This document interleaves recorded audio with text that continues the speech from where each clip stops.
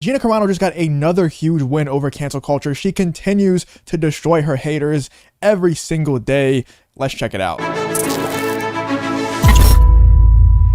So like I said in a lot of recent videos, every single time it seems like we get Gina Carano news, it's positive. We saw her toys going back in Walmart. We saw her toys being sold at Disney Springs in Orlando, Florida on Disney World property. We see her Bear Grylls episode coming back after it got canceled originally whenever she was first fired from Disney and canceled from the entire universe. They tried to wipe her from the map. They canceled all of her toys. They canceled her Bear Grylls episode because National Geographic is owned by Disney.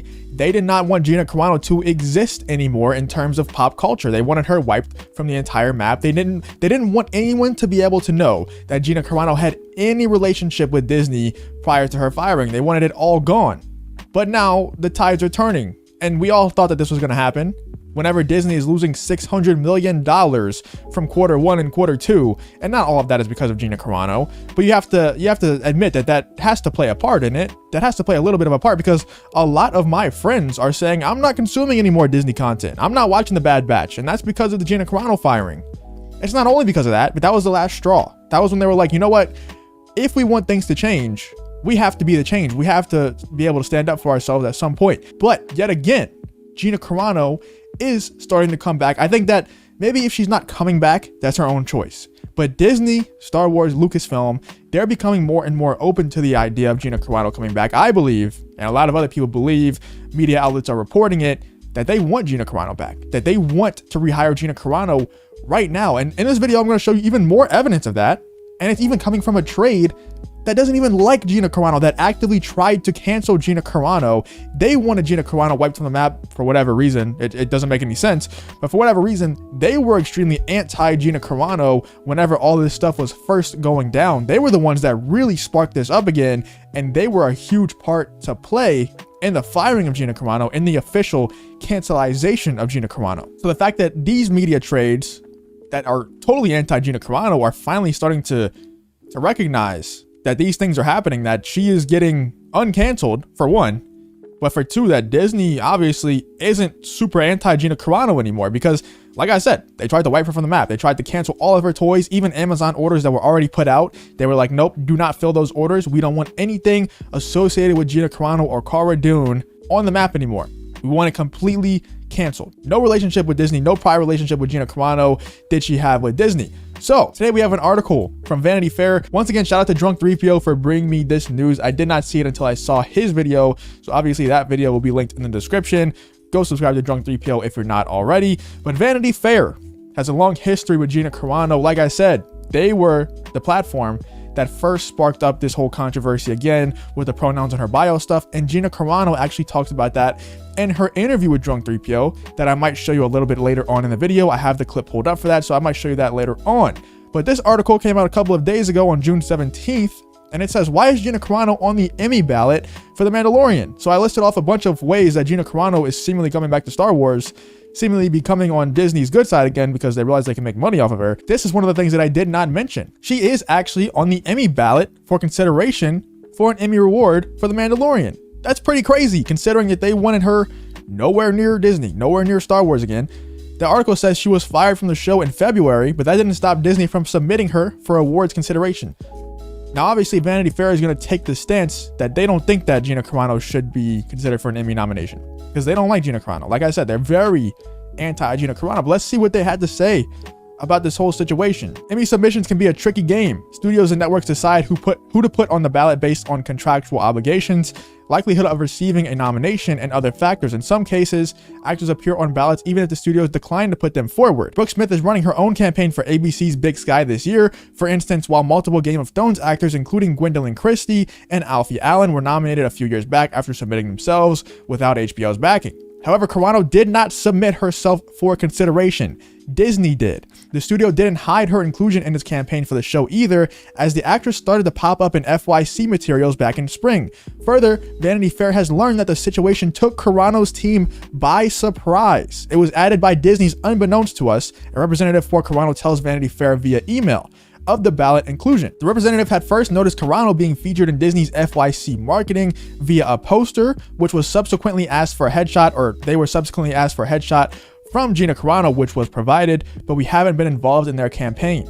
So Gina Carano's team is not involved in this at all. This is Disney doing their own thing. This is Disney promoting Gina Carano after canceling Gina Carano, firing her, trying to wipe her from the map. Like I said, let's check out what Vanity Fair's thoughts on this whole thing is. And we already know what their thoughts are. We already know what they're going to say, but it's just hilarious to see them double down on this stuff that is just totally not true. Carano, whose controversial tweets spread baseless claims of voter fraud in the aftermath of the 2020 election. Look, man, I'm not going to say my political stance or my political beliefs in this country. I don't want to say that on this channel because I don't really identify with one side of politics. But all I'm going to say is, if there's not voter fraud in this country, then this country does a very good job of making it look like there's voter fraud, of planting evidence everywhere that there is voter fraud, or that there's at least something fishy going on with these elections. That's all I'm going to say. I'm not going to say that I 100% think that there is. I'm not going to say that I 100% think that there isn't. I'm just going to say that if there's not voter fraud, for some reason, they make it look like there is very much voter fraud for whatever reason. I don't know what that is. But to say that they're baseless claims of voter fraud, I don't think they're baseless claims. I think that there is evidence of there possibly being voter fraud. So if you want to call that out, if you want to question things, there's nothing wrong with that. There's nothing ever wrong with questioning things that a lot of people just assume to be honest. Like, a lot of people out there just, they act like it's PR team. They act like the government's PR team. And if you ever question the government, if you ever question the ideals that they spew out, the things that we should follow that they say, they act like it's PR team when they try to cancel you whenever you do that for some weird reason. I don't understand it, but apparently spread baseless claims of voter fraud in the aftermath of the 2020 election and mocked the use of face masks in the COVID-19 era. Now, didn't Gina Carano tweet out something of a way that you can make your own face mask out of bras so that the doctors, the people that are working in hospitals can have the high level face masks that actually protect you from COVID? And didn't we see pictures of Gina Carano walking around the other day wearing a mask? I'm not sure if that was recent pictures, but if that is recent pictures, a lot of states, a lot of cities, a lot of places, even Disney World and stuff, don't even have mask mandates anymore. Don't even have social distancing mandates. That stuff is kind of over now. So if Gina Carano was still wearing a mask today, I don't think she's very anti-mask at that point because she was outside wearing a mask. I don't think that's anti-mask. Spread whatever narrative you want to spread. Obviously, they chose this narrative to spread. She appeared in 4 of The Mandalorian's 8 season 2 episodes, making her ineligible for guest acting categories. Pedro Pascal has also been submitted as a lead actor for the show, and other supporting contenders on the ballot include Giancarlo Esposito and Tamora Morrison. The Mandalorian is expected to perform well with this year's nominations. Yeah, obviously, it's going to perform well because it's one of the better shows that happened in 2020. I mean, there wasn't many great shows out there in 2020 because of, the whole situation with 2020.